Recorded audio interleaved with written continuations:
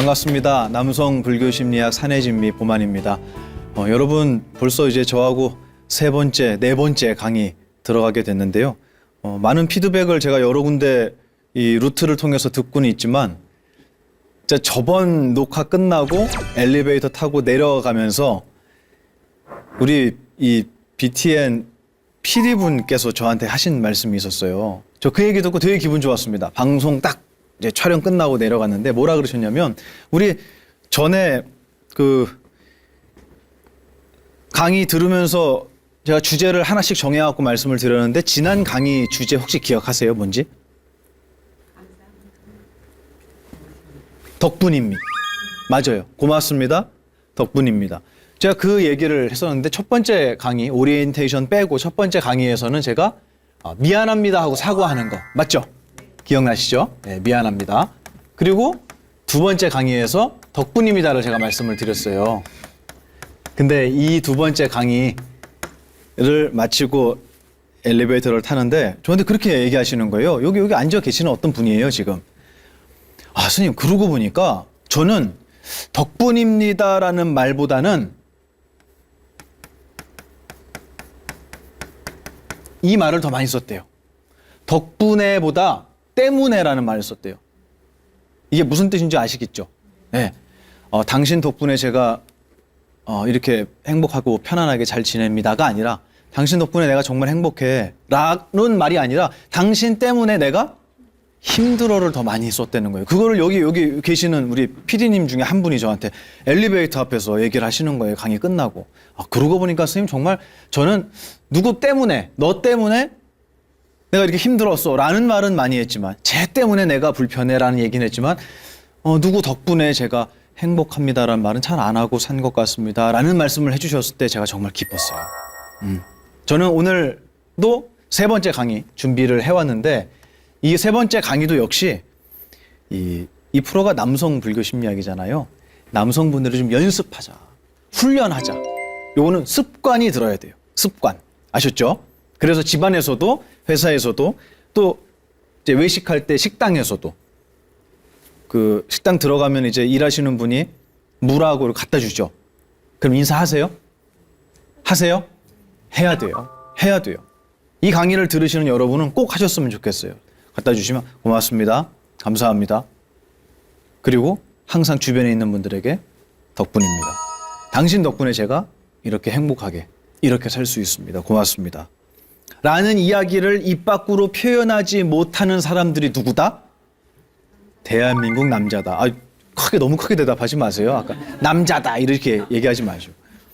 대한민국 남자들이 못해요.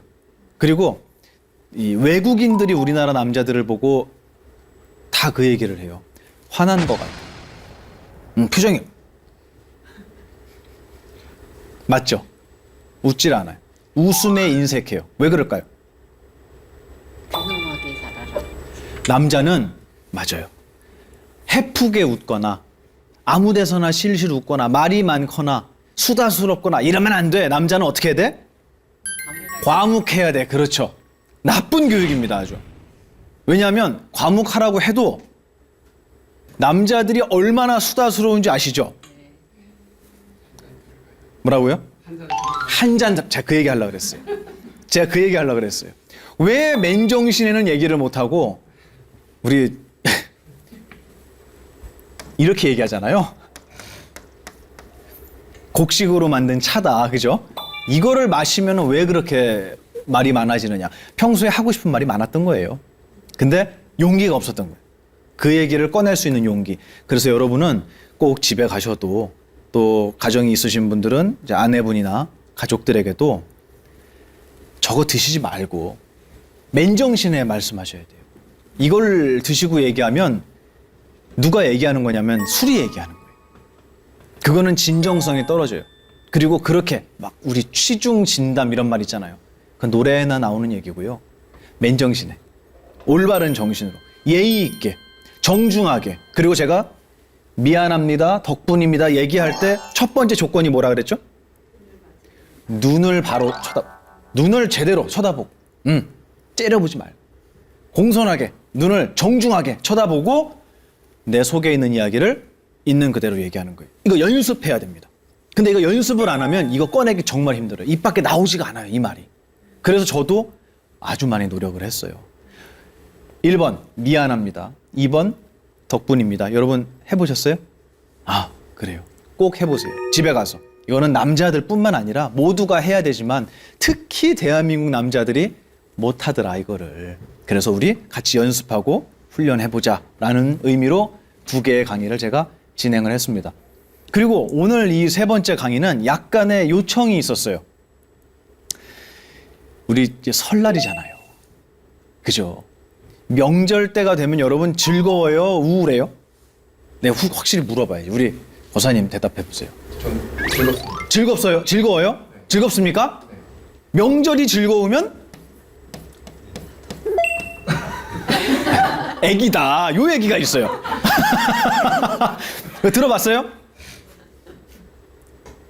명절이 즐거워요? 안 즐거워요? 다시 여쭤볼게요. 즐겁지 않습니다. 즐겁지 않습니다.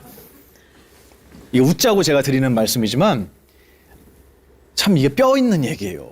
명절이 즐거우면 어른이 아니란 얘기가 있어요. 그 얘기는 무슨 말이냐면 명절은 부담스러운 날이에요. 우리 구정이죠, 이제 뭐 지방에 계신 부모님이나 형제들이나 사촌 간이 만날 수 있는 시간이 1년에 몇 번 안 되는데 이 명절 때 이제 그렇게 가족들이 만나게 되면 참 슬프게도 반갑고 행복하고 유쾌한 이야기만 나오는 게 아니라 그 안에서는 우리 남자들이 제일 힘들어하는 얘기가 나와요. 그게 뭐냐면요, 이거예요. 이 얘기예요. 그래서 심지어는요, 저 얼마 전에 얘기 들었거든요. 실제로 이 일이 있대요. 뭐냐면 이제 명절 때 자기 이제 본가에 내려갈 때 자동차를 렌트해 주는 사람들이 있대요. 근데 무슨 차를? 그렇지. 외제차를 렌트를 해주는데 번호판에 이게 안 들어간 차로 렌트를 해주는 거예요. 이거 인터넷 찾아보세요. 나와요. 이게 무슨 의미일까요? 무시당하고 싶지 않은 거예요. 이게 우리 남자분들이 정말 힘들어하는, 어떻게 보면은 여기에 목숨 걸고 사는 것 같기도 해요. 제가 볼 땐 그래요. 근데 왜 그럴까? 이게 남성 불교 심리학이라고 제가 이름을 붙였지만 이 심리학에 보면은 이 환자들 있잖아요. 몸이 아프신 분들, 그 환자들을 대상으로 하는 심리학도 있어요. 환자들 마음이 정말 복잡하거든요. 그리고 당연히 이 여성들을 위한 심리학이 있지 않겠어요? 있어요. 근데 남성 불교 심리학이라고 제가 이름을 붙였잖아요. 근데 남성 심리학이 있을까요? 없을까요? 없어요. 왜 없는지 아세요? 남성 심리학은 이걸 보면 알아요. 요거 보면은 그게 요 심리학이에요. 이거 웃자고 하는 얘기예요. 그렇진 않지만 그 정도로 남성들이 어릴 때의 마음을 그대로 갖고 있어요. 그래서 남자들은 나이를 먹어도요, 장난감이 필요해요. 되게 슬픈 얘기지만. 그게 낚싯대일 수도 있고요. 텐트일 수도 있고요. 그리고 이상하게 탈 것이 필요해요, 남자들은. 제가 옛날에 골목에서 세발 자전거를 타는 남자애를 만났어요. 엄청 귀엽잖아요. 그래갖고 형이 밀어줄게! 그리고 제가 뒤에서 세발 자전거를 밀었다가 욕을 태백이로 먹었어요. 네가 뭔데 내 자가용에 손을 대냐 이거예요. 내가 탈 거라고, 밀지 말아라. 내 힘으로 갈 거다. 제가 되게 즐거워할 줄 알았는데 굉장히 기분 나빠하는 거예요. 애들은 장난감이 필요하고 탈 게 필요해요. 그 남자들 탈 거 좋아하죠. 그죠? 네. 차 있으세요? 없으세요? 차 뭐 드림카가 있어요? 뭐예요? 얘기해봐요. 이거 편집 될 수도 있어요. 괜찮아요. 얘기해봐요. 걱정하지 말고. 외제차 어떤 거요? 구체적으로 얘기해봐요. 괜찮아요. 왜 갖고 싶어요? 멋있어서. 그러면 내가 거사님한테 뭐라고 하는 게 아니에요? 그럴 수 있죠. 근데 그거 저기 우리나라 그 남해안에 사람이 안 사는 무인도 이런 데 있잖아. 이런 데 여기 사람이 있네. 사람 안 사는 무인도에 들어가서도 그 차가 갖고 싶을까요? 왜요? 거기선 필요가 없어요. 그러면 어디서 필요한 거죠, 그 차는? 지금 살고 있는 그렇지. 지금 살고 있는 곳은 어디냐면 이 세계 아닌가요? 맞아요. 내가 그 얘기를 하고 싶었던 거예요. 그게 잘못했다고 얘기하는 게 아니에요. 우리가 생각하는 귀하다고 얘기하는 것들은 다 여기에서 비롯된다는 거예요. 다시 얘기해서 상대적이란 얘기예요. 상대적이다. 근데 이 상대적이라는 것을 남자들은 시간이 지나면서 이게 상대적인 게 아니라 이게 절대적이 돼버려요. 그래서 인생의 목표가 되는 거예요. 그래서 이 비교에 의해서 생겨나는 상대적이지 않은 나만의 어떤 그런 꿈 있잖아요. 그걸 위해서 자기 가족도, 자기의 자존심도 다 버리고 평생 사는 거예요. 남자들 되게 불쌍하지 않습니까? 저는 불쌍해요, 보면. 그래서 마음속에는 되게 멋있는 남자인 것처럼 보이고 싶어 하는데 이렇게 지퍼를 쫙 열고 가슴속을 열어보잖아요? 그럼 뭐가 들어있냐면 요게 들어있어요. 남자들은 나이가 먹으면 애기가 돼요. 그래서 칭찬받지 못하면 못 살아요. 애들은 칭찬이 약이거든요. 칭찬받아야 돼요. 그래서 저희 큰 스님은 이렇게 말씀하셨어요. 이 남자 여자라고 하는 게 사실은 불경에서는 우리가 알고 있는 것처럼 그렇게 이분법적으로 얘기하진 않습니다. 하지만 우리가 알고 있는 이 세상의 모습을 볼 때 남성과 여성의 굉장히 특이한 차이점이 있어요. 이거를 저희 큰 스님께서 이런 표현을 해주셨어요. 야, 보만아. 여자는 사랑을 먹고 살아. 근데 남자는 믿음을 먹고 살아. 이렇게 말씀하셨어요. 그래서 남자는 자기를 믿어주는 사람한테 목숨을 걸어요. 진짜예요, 여러분, 이거. 그리고 여자는 자기를 사랑하는 사람한테 목숨을 걸어요. 이 얘기를 해주셨어요. 그러면 맞습니까? 여자는 그래요? 네. 아닌 것 같아요? 남자들에게 여러분이 해주셔야 될 얘기가 있어요. 이 방송을 듣는 또 이 자리에 오신 우리 여성분들께 말씀드리는 거예요. 여성분들이 남성분들한테 해줘야 될 얘기가 있어요. 이렇다니까요? 그럼 무슨 얘기를 해줘야 될까요? 나는 당신을 믿어. 되게 중요해요. 이거 얘기하세요? 집에서? 집에서 하세요? 남편분한테? 네, 웃음 속에서 태어나서 처음 듣는 표정이 담겨 있었어요. 남자는 자기를 믿어주는 사람한테 목숨을 걸어요. 그러니까 항상 비교하거나 의심하거나 그런 얘기를 하시면 안 되고 항상 남자들에게는 난 당신을 믿는다라는 믿음을 보여주셔야지 남자들은 힘이 나요. 왜냐하면 아동이야, 아동. 굉장히 이 마음속에 이 피터팬 같은 마음이 있어요. 그래서 시간이 지날수록 엄마가 필요해요. 믿고 의지하고 기대고 정말 누군가에게 안기고 싶은 남성들의 정말 애기 같은 그 마음이 저 밑바닥에 있더라는 거예요. 아무리 나이를 먹어도 그렇습니다. 그래서 남자들한테는 믿는다. 난 당신을 믿습니다. 난 충분히 잘할 거라고 믿고 당신을 만나서 내가 정말 행복해요. 라는 얘기를 해주셔야 되고 여성분들에게는 진심으로 사랑한다. 고맙다. 당신이 정말 나는 좋다. 너무 아깝다. 사랑의 표현을 많이 해주셔야 된다라는 얘기를 저희 큰 스님께서 옛날에 해주신 적이 있었어요. 이게 우리들의 이 남성과 여성이 대부분 가지고 있는 어떤 제가 볼 때는 본능 같은 거라고 보여요. 저도 그런 것 같아요. 네, 저도 믿음을 저에게 주는 사람을 더 많이 사랑하게 되는 것 같습니다. 네, 오늘은 제가 이 명절 관련해서 여러분한테 이제 집에 내려가면 여러분에게 야, 넌 정말 내 아들이지만 나보다 나은 것 같아 라는 얘기를 듣기보다는 이제 비교하는 얘기 많이 듣잖아요. 또 욕먹는 얘기도 많이 있어요. 그래서 명절 되면 두려워하는 분들이 있고 또 회사에 가셔도 누군가와 비교되는 것 또 누군가의 험담을 듣는 것 다시 얘기해서 내 마음을 아프게 하는 사람들을 만날 때 도대체 어떻게 해야 되느냐라는 얘기를 정말 많이 제가 듣거든요. 그래서 그거를 간단하게 한 줄로 줄이면 욕먹을 때 상처받지 않는 법이 있습니까? 라는 질문 저 남성분들한테 많이 들었어요. 근데 제가 오늘 그 얘기 해드리려고 그래요. 욕먹은 적 있죠? 예. 네. 보통 언제 욕을 먹었어요? 실수를 했을 때 실수했을 때. 맞아요. 내가 무언가에 실수했을 때. 또 돈 안 갚을 때. 그죠?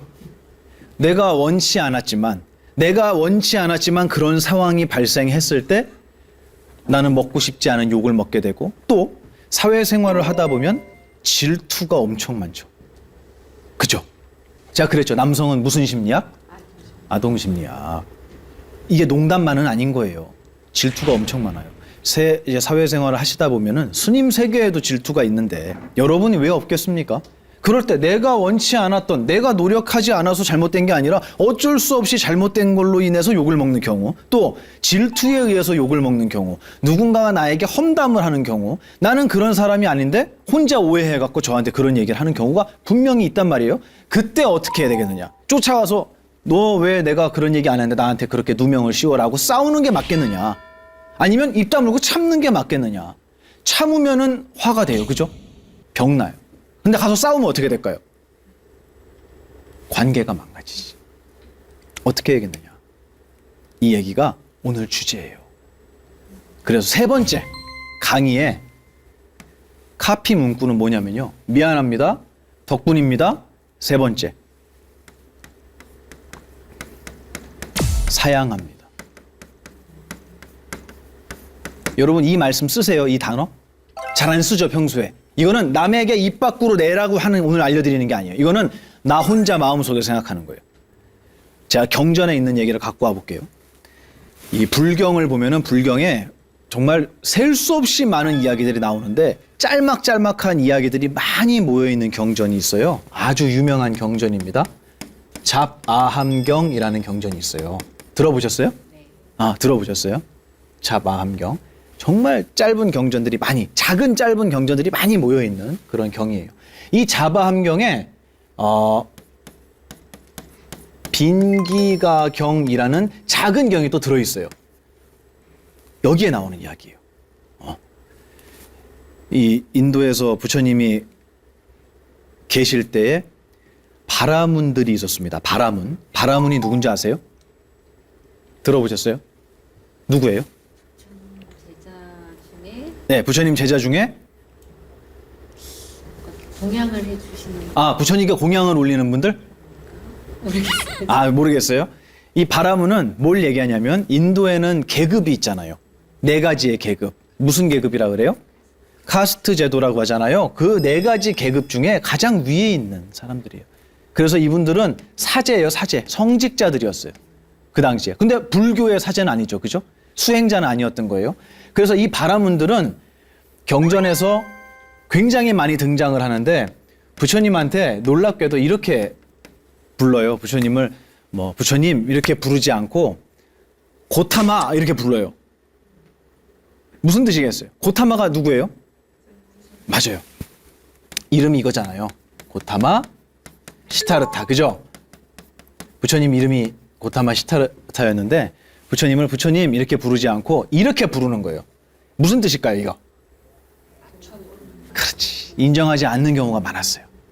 그래서 이 바라문이 나타나서 부처님한테 근거도 없이 욕을 하기 시작하는 거예요. 막 말도 안 되는 험담을 하고 욕을 한 거예요. 근데 그걸 잠잠고 듣고만 계셨어요. 그러다가 이 바라문을, 젊은 바라문이었는데 부처님이 부르세요. 그래서 질문을 하십니다. 너 우리 설날인데 이제 이렇게 명절 때 지인과 친척들, 가족들을 집으로 불러온 적이 있느냐 이렇게 물어보시는 거예요. 예, 있습니다. 그럼 불러 모으면 사람들이 모이냐? 네, 모입니다. 그러면 그 사람들을 위해서 음식을 너가 만약에 준비했다고 치자. 음식을 준비한 거예요? 누구한테 물어보죠? 우리 거사님, 네. 음식 준비해서 우리 저희 보살님한테 아내분에게 드린 적 있으세요? 네. 있어요? 이야, 복 받으셨네요. 근데 우리 거사님이 열심히 음식을 만들었는데 우리 보살님이 밖에 나갔다 돌아와서 내가 당신 위해서 음식 차렸어요. 그리고 차려줬는데 밥을 먹고 들어온 거예요. 네.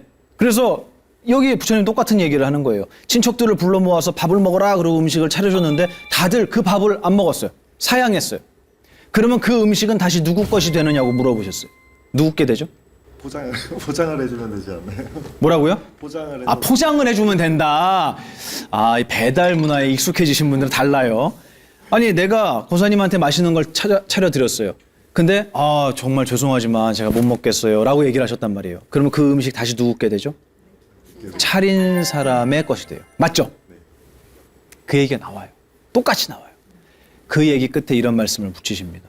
너는 나에게 이유 없이 비난을 했고 이유 없이 나를 오해해서 욕을 했지만 미안하지만 나는 너의 욕을, 너의 비난을 어떻게 하지 않겠다?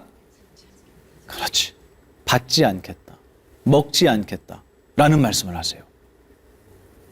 나에게 누군가가 욕을 할 때 저 나한테 왜 저런 얘기를 하지? 이거 먹은 거예요? 안 먹은 거예요? 먹은 거예요. 근데 나는 그런 게 아니거든요. 너가 무슨 얘기를 하든 간에 미안하지만 나는 너의 이야기를, 너의 험담을, 너의 비난을 나는 받지 않겠다. 먹지 않겠다. 라고 사양한다면 그 욕은, 그 비난은 다시 누구 것이 된다? 그렇죠. 그 얘기를 한 사람의 것이 된다라는 얘기를 자바암경에서 하세요. 근데 우리는 생각보다 사양하는 법을 잘 모르는 것 같아요. 그래서 누군가가 나에게 안 좋은 얘기를 할 때, 누군가 나를 비교하는 얘기를 할 때, 나를 속상하게 하고 좌절하고 나를 작아지게 만드는 이야기를 할 때 넙죽넙죽 받아먹어요, 그거를. 그리고 수도 없이 이 소가 염을 돌리듯이 되새김질을 하는 거예요. 이불 덮고 누워 그 생각하고 자다가 꿈에서도 그 생각하고 다음날 그 생각하고 만나면 또 그 생각하고 막 친구들하고 웃다가도 문득 그 생각이 들면 다시 글로 또 들어가는 거예요. 이게 뭐냐면 끝없이 자기가 누군가의 비난을 마음속에 두고 되새김질하고 있더라는 거예요. 근데 저는 이거는 경전에 나온 얘기예요. 그래서 제가 여러분한테 오늘 사양합니다라는 이 말을 함께 연습해 보고 싶어서 가지고 왔어요. 누군가가 여러분에게 좋지 않은 얘기를 할 때 여러분 마음속으로 이렇게 얘기하세요. 어떻게? 미안하지만 사양합니다. 그건 당신 생각이에요. 당신이 나를 어떻게 보든 간에 그건 당신 생각이에요. 미안하지만 나는 그거를 바로잡아 줄 의향이 없습니다. 왜냐면 내가 얘기하면 들어요, 안 들어요? 안 들어요. 그럼 얘기를 하면 싸움이 돼요. 그러면 참으면 병이 된다. 얘기를 하면 싸우게 되고 내가 참으면 병이 돼요. 이거 어떻게 할 거냐 이거예요. 그럴 때 써먹으시는 거예요. 어떻게? 사양. 마음속으로 얘기하세요. 너는 다 좋은데 임마 이런 게 안 좋아 라고 누군가가 말도 안 되는 소리를 하면 마음속으로 아, 네, 고맙습니다. 겉으로는 이렇게 얘기하는 거예요. 고맙습니다. 아유, 조언해 주셔서 감사합니다. 해놓고 속으로 미안하지만 난 안 먹겠습니다. 사양합니다. 제가 많이 써먹어요. 저에게 진심으로 귀한 뜻을 담아서 조언을 해주시는 분들이 참 많이 계세요. 근데 그게 때로는 굉장히 귀에 거슬리고 이게 빈정상할 때가 있어요. 그리고 그럴 때마다 알아요, 내가. 뭘 아냐면, 야, 보만이 너 진짜 옹졸하구나 라는 걸 알아요. 다시 얘기해서 누군가가 진심을 담아서 나에게 조언할 때는 우리 다 알게 돼요. 근데 그렇지 않을 때가 있어요. 그렇지 않을 때가. 이유 없이 비난할 때. 그럴 때 여러분, 아, 나한테 왜 짜증나게 저런 얘기를 하지? 먹은 거예요, 안 먹은 거예요? 그렇지. 벌써 먹었어. 이 얘기를 제가 지어낸 게 아니고요. 저 바라문이 부처님한테 다시 여쭤요. 여러분 시간 되면 경을 찾아보세요. 제가 이렇게 강의를 할 때마다 저는 항상 경전을 인용을 하거든요. 그 이유가 첫 번째는 제 얘기가 아닙니다라는 걸 여러분한테 증명하고 싶은 거예요. 두 번째는 뭐냐면 야, 경전에 이런 얘기가 나와? 그럼 나 한번 보고 싶은데 라는 생각 들어요, 안 들어요? 들어요. 4명 얘기했어요. 들죠? 네. 찾아보시라고. 해보세요. 제가 알려드리는 건 정말 이거는 빙산의 일각이고요. 여러분이 찾아보시면 어마어마한 이야기가 경에는 들어있어요. 그런데 오늘날의 불교에서 많은 스님네와 공부하시는 분들이 이 경전을 세상에 널리 펼치는 거에 대해서 참 뭐라 그럴까 그런 것 같아요. 네, 적극적이지가 않으신 것 같아요. 근데 저는 이거야말로 교과서에 실려야 되는 글들이라고 생각해요. 여기에 부처님 믿으라는 말 있습니까? 없잖아요. 이거 중학생들, 고등학생들 들으면 좋아할까요? 싫어할까요? 좋아해요. 제가 상담할 때 이런 얘기 다 해주거든요. 그럼 걔네가 오 이래요. 오, 예, 그러면 저 오늘부터 어머님 말씀을 사양하도록 하겠습니다. 다 이렇게 얘기해요. 저 초등학교 여자애가 저하고 상담을 했는데 저한테 그러더라고요. 스님, 귀가 왜 2개인 줄 아세요? 그래요. 왜? 여기는 들어오는 거, 여긴 나가는 거 이렇게 얘기해요. 엄마 말을 그렇게 듣는데요. 초등학생, 중학생, 고등학생 전부 다 듣기 싫은 게 있다는 거예요. 들으면 속이 뒤집어지는 얘기가 있다는 거예요. 다시 얘기해서 그 친구들에게도 고통이 있다라는 얘기예요. 고통. 이 불교는 고통에서 시작하는 종교예요. 이게 좀 너무 부정적이지 않나? 아니요. 내가 병들었다는 사실을 알아야 누굴 찾을까요? 의사를 찾죠. 그렇죠. 그러면 내 마음이 아프다는 사실을 알아야 스승을 찾는 거예요. 맞습니다. 그래서 시작되는 거예요. 이거는 여러분이 아무리 좋은 얘기라고 생각해서 야 가자 그리고 막 아들 손 붙잡고 막 남편 막 억지로 끌고 와갖고 여기 앉아있죠. 그죠? 아니에요? 안 돼. 그건 안 돼요. 왜냐하면 이 자리에 함께 하시는 분들이 이 얘기를 들으시는 분들이 스스로 첫 번째 알아야 되는 게 나에게는 부족함이 많구나. 나 정말 모자란 사람이구나. 제가 그거를 못했어요. 그래서 항상 여러분 아침마다 우리 대학생 오늘 오셨잖아요. 보니까 거의 막내 같은데 아침에 거울 보면서 무슨 생각해요? 솔직히 얘기해. 괜찮아요. 솔직히 얘기해봐요. 네. 오늘 하루 힘내자. 알겠습니다. 오늘 처음 왔다라는 게 다 티가 나잖아요. 자, 들어보세요. 딴 사람 뭐라고 대답하나? 엄마한테 물어봐야지. 거울 보면서 무슨 생각하세요? 그냥 갈수록 안 보고 싶다. 갈수록 안 보고 싶다. 그럼 옛날에는? 예쁘다. 옛날엔 예쁘다. 거울 보면서 난 정말 완벽하다. 난 정말 예쁘고 훌륭하다. 우리 거사님도 거울 보면서 이 정도는 괜찮은데 했죠? 맨날 해요? 맨날 한대요.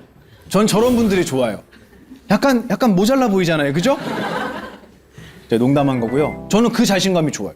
네. 여러분 다 그랬으면 좋겠어요. 그런데 그 자신감만으로 세상을 살면 좋은데 그렇지가 못하다는 거예요. 누가요? 남자들이요. 너무너무 속상하고 안타깝습니다. 저는 대한민국 남자가 좀 잘난 척 좀 했으면 좋겠어요. 근데 그게 비교에 의한 잘난 척은 하면 안 돼요. 그건 자기를 무너뜨리는 거예요. 그래서 제가 상담을 하면서 참 저희 스승님께 스님 참 이런 점이 어렵고 제가 이런 얘기를 들을 때 이런 사람을 만날 때 이런 질문을 들을 때 제가 좀 어려운 것 같아요 라고 저의 고민을 말씀을 드려요. 저도 스승님 앞에서는 내담자잖아요. 말씀을 드렸더니 뭐라 그러시냐면 야 보만아 이 세상에서 나 잘났어 나 잘났어 라고 얘기하는 사람은 이거 꺾기 되게 쉬워 이렇게 얘기하시는 거예요. 왜냐하면 그 사람보다 잘난 사람이 있을까요? 없을까요? 너무 많아요. 금방 꺾어져요. 근데 정말 고치기 힘든 사람들이 있습니다. 나는 이 사람은 정말 어려워요. 아무리 당신의 아름다움, 당신의 멋짐, 당신의 완벽한 모습을 제가 아무리 피를 토하고 설명을 해도 그래도 나는 못났어. 여기에 빠져 있는 거예요. 절대 자기를 고귀하고 멋지고 큰 사람을 만드는 데 있어서 협조를 안 해요. 왜냐하면 그 사람이 나쁜 사람이 아니라 오랫동안 꺾어졌던 거예요. 오랫동안. 그래서 제가 이 사내 진미를 진행하면서 대한민국 남성분들에게 드리고 싶은 게 뭐냐면 바로 자신감.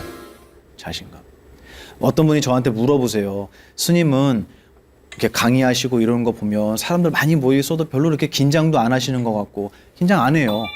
왜 그럴까요? 잘나서요. 잘나서요? 고맙습니다, 어사님. 네, 고맙습니다. 오랜만에 듣네요, 그 얘기.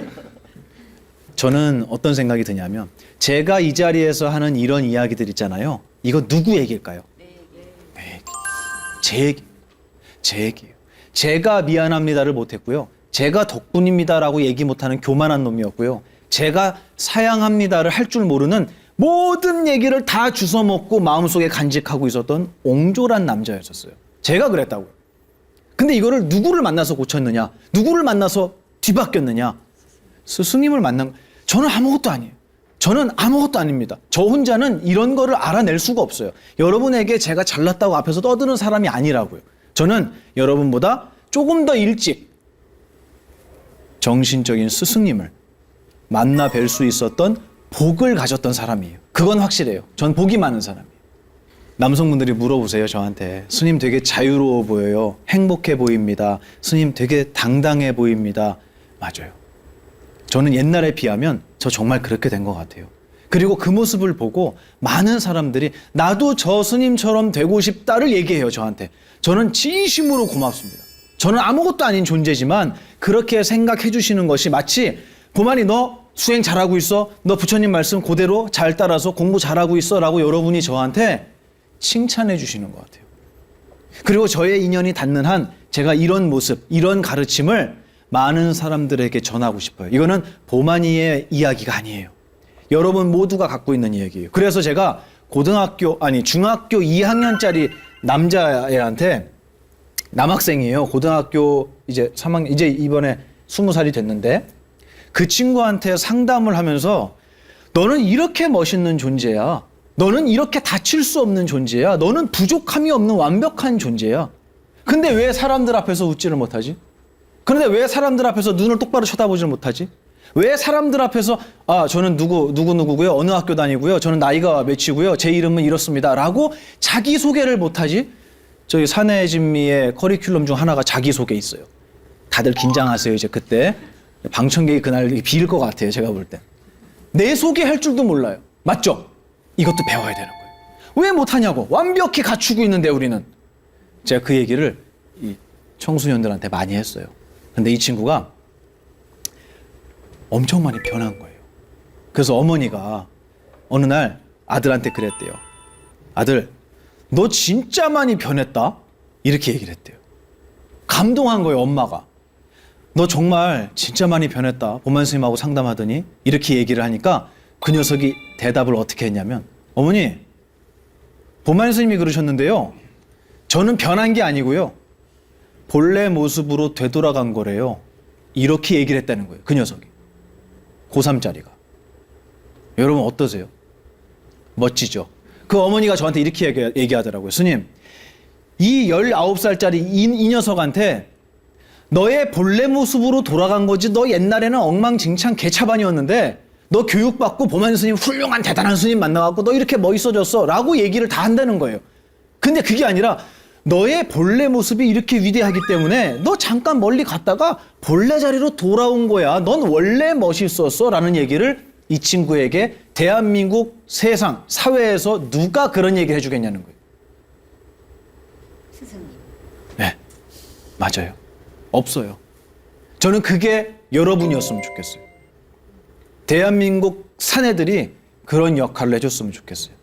야, 괜찮아. 넌 이미 충분해. 야, 누가 너 욕한다고? 아까 썼죠, 제가. 어떻게 하라고요? 사양합니다. 미안하지만. 그거 비웃으면서 얘기하세요. 속으로. 속으로, 아유, 사양합니다. 이러면 안 되고, 그렇게 하지 말고, 이렇게 비웃어요. 비웃으면서, 아이고, 미안하지만 사양하겠습니다. 라고 얘기하세요. 여러분은 어디에 내놔도, 어느 자리에 가도, 어느 시간에 가도, 누구를 만나도 여러분은 빛이 나는 분들이에요. 맞죠? 네, 맞아요. 정말 맞아요. 여러분 다 한 분 한 분 정말 빛이 나는 사람들이에요. 그 누구도 해할 수 없는 우리 위대한 정신을 우리는 본래 가지고 태어났어요. 본래 가지고 태어났어요. 그래서 부처님께서는 뭐라 그러셨냐면은 일체 중생들이, 모든 중생들이 본래부터 뭐 어떻다고요? 성불, 부처로 이루어져 있다 이렇게 얘기한 거예요. 이룰성자예요. 이룰성.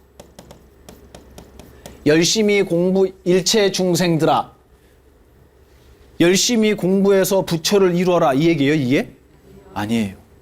모든 중생들이 본래부터 무엇으로 이루어져 있다고요? 완벽한 깨달음, 부처로 이루어져 있다. 나는 죄를 많이 지었고 어리석고 못났으니까 열심히 수행하고 참회하고 해서 부처님 곁으로 가야 된다는 얘기일까요, 저게? 아니에요. 여러분 이미 그렇다. 이미 멋지다고. 다 갖추고 있다고. 근데 이 세상에 이런 얘기를 해주는 사람이 없어요. 이 중국에 어떤 노스님이 계셨는데 이분이 평생 소원이 탑을 짓는 거였대요. 탑. 근데 우리나라는 돌을 깎아갖고 탑을 짓잖아요. 근데 중국 탑은 벽돌로 쌓아서 탑을 짓는다고 해요. 그래서 탑을 멋지게 이렇게 탑을 지어 올리기 시작한 거예요. 탑을 지었어요. 이렇게 지었어요. 엉망이네. 이렇게 지으면 안 되겠다. 그죠? 탑을 이렇게 지었어요. 근데 이 위에 좀 수정을 해야 돼. 수정을 해야 돼. 여기 어떻게 생겼냐면 이렇게 생긴 거예요. 이렇게 생긴 거예요. 근데 이수님이 평생 탑을 짓고 싶어서 마음에 서원을 세우고 불사를 진행을 하셨는데 어느 날 드디어 이제 탑이 완공이 됐다고 얘기를 한 거예요. 그래서 이 탑을 쌓는 분들이 스님을 모셔서 보세요, 다 졌습니다 라고 보여줬어요. 이 스님이 여기 와갖고 누구예요? 그렇죠. 누가 봐도 스님이잖아요. 본 거예요. 근데 이 맨 꼭대기에 여기를 확대해 볼까요? 확대해 보니까 어떻게 생겼냐면 벽돌이 이렇게 수많은 벽돌이 있는데 벽돌 2장이 딴 건 다 맞아요. 이렇게 튀어나온 거예요. 요거. 이거를 이순이 본 거예요. 불같이 화를 냈대. 내가 이걸 짓기 위해서 얼마나 평생 노력을 했는데 너 저기 뒤에 보여 안 보여? 그 다음부터 이수님이 이 탑이 보고 싶을까요? 보기 싫을까요? 보기 싫은 거예요. 보기 싫은 거예요. 그래서 이수님은 탑 근처에도 안 가요. 근데 어느 날 이 훌륭한 탑이 불사가 끝났다는 얘기를 듣고 마을에 있는 거사님들이, 남자들이 여기 와서 탑돌이를 했대요. 탑돌이. 합장하고 탑을 돌면서 기도를 한 거예요. 그리고 나서 이수님한테 이렇게 얘기했대요. 스님, 정말 탑 불사가 정말 멋지게 된 것 같습니다. 스님 불사하시느라 고생하셨습니다. 정말 탑이 멋집니다. 라고 하니까 이수님이 일로 와봐. 데리고 왔어요. 너 이거 보여 안 보여? 저 위에 저거 보여 안 보여? 보이지? 네. 저 2장 삐뚤어졌지? 뭐가 탑이 훌륭하냐고. 그때 그 거사님들이 이렇게 얘기했대요. 스님, 2장인데요? 여기 몇 장 들어갔는데요? 벽돌.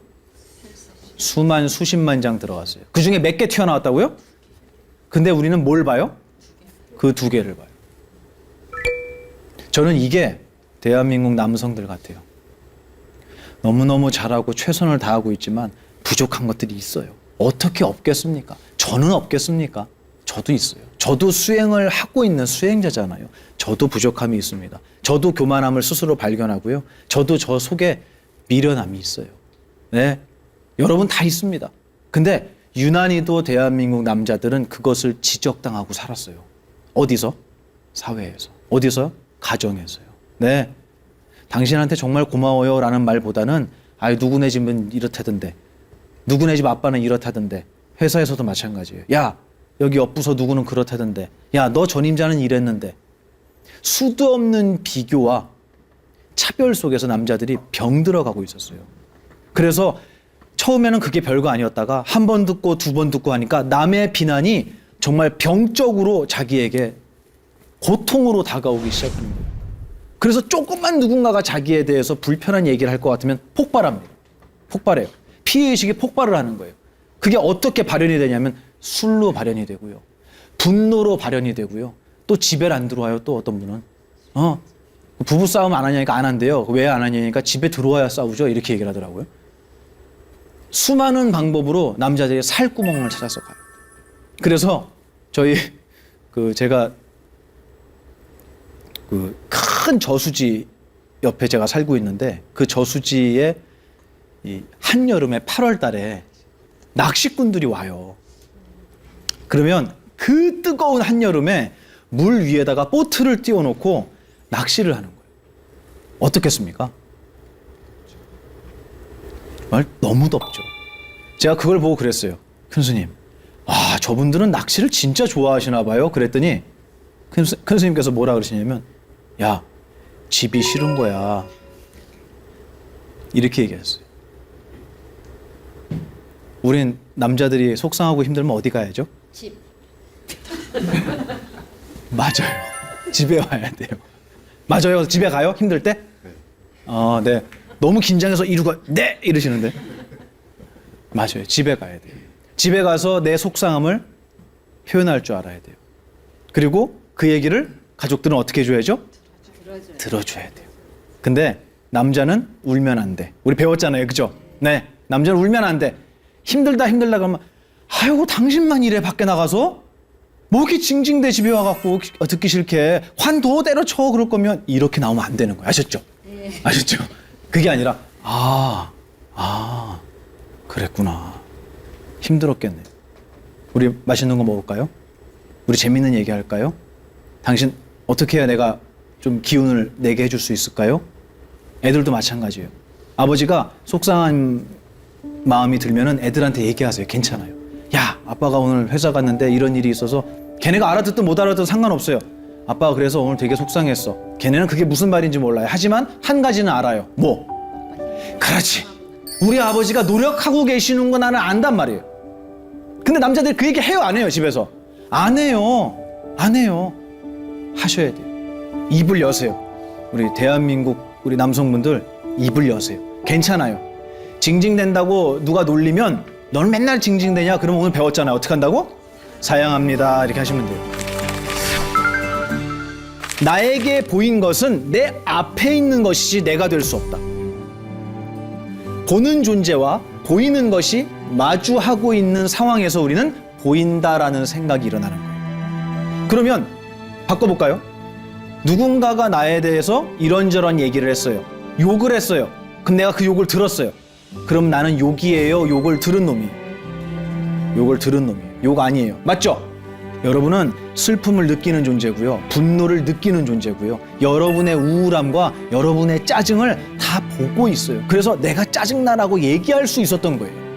그러면 그걸 보는 순간에, 그걸 떠들고 있는 순간에는 여러분은 그것을 보는 존재지 그것이 아닌 거예요. 정직하고 용감하고 착한 사람들이 존경받는 세상이 저는 왔으면 좋겠어요. 그래서 제가 떠드는 거예요. 가까이 하는 것에 우리는 훈수된다. 그러니까 항상 지혜 있는 사람들을 가까이 해야 된다라는 얘기를 듣는 학생들이었으면 좋겠어요.